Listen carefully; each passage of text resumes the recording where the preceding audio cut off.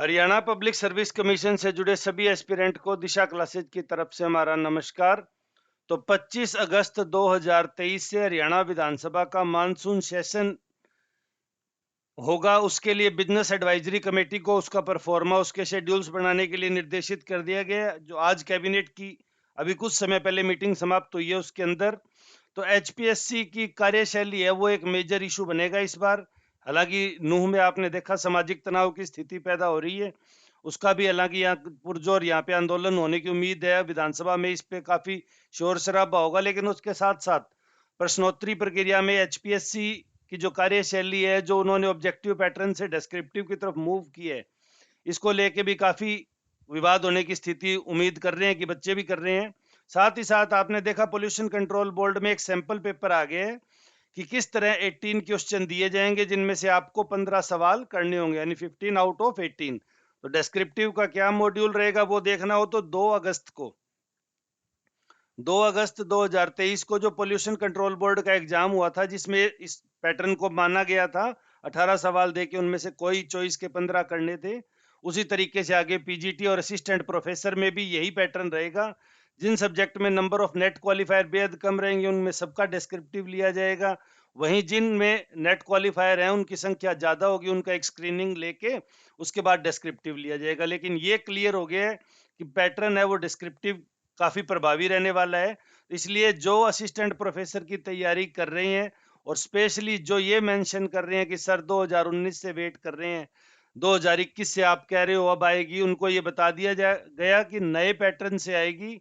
आप लोगों ने अगर ऑब्जेक्टिव पैटर्न की अच्छे से, क्योंकि नेट के लिए आजकल वही पैटर्न है, तो अगर अच्छे से तैयारी की है तो अपने थोड़े राइटिंग स्किल को अच्छी धार लगाइए, उसको पेना कीजिए, ताकि आप उसमें बेहतरीन परफॉर्मेंस दिखा सकें। क्योंकि आप मान के चलिए 2019 के बाद 23 में आ रही है, तो कहीं ऐसा ना हो कि अगली 2026 में आए और फिर आप तब तक बैठे ही रह जाएं।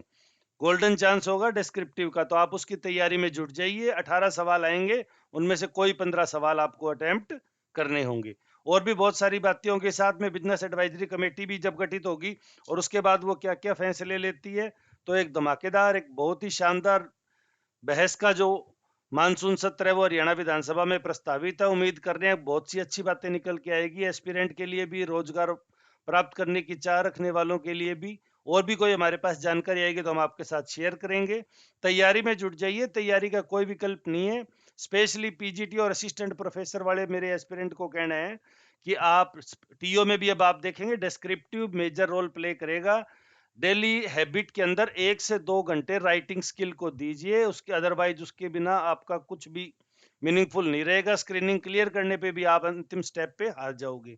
और हिंदी मीडियम वालों को तो स्पेशली चिंता करने की जरूरत है, क्योंकि अभी भी मेरा मानना है जब डेस्क्रिप्टिव मेथड में हिंदी मीडियम और इंग्लिश मीडियम टकराएंगे तो डेफिनेटली इंग्लिश मीडियम बेनिफिट में जाएंगे। तो निराश नहीं होना, अपने स्किल को बढ़ाना। आप देखेंगे यूपीएससी में भी टॉप 10 में हिंदी मीडियम के बच्चे हो जाते हैं।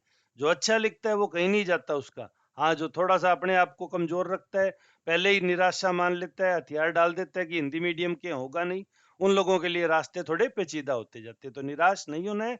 हिंदी मीडियम वाले भी अच्छे diagrammatic representation, selection of word पे मेहनत कीजिए और तैयारी में जुट जाइए। 2024 आपके लिए तक आपको कॉलेज लेक्चरर के रूप में ज्वाइनिंग मिल जाएगी, जो कि हरियाणा में 6000 बेसिक की एक बहुत ही प्रभावी नौकरी है। और भी उसके अलावा बहुत सारी बातें होगी, हम आगे करते रहेंगे। वीडियो में अंत तक जुड़े रहने के लिए धन्यवाद।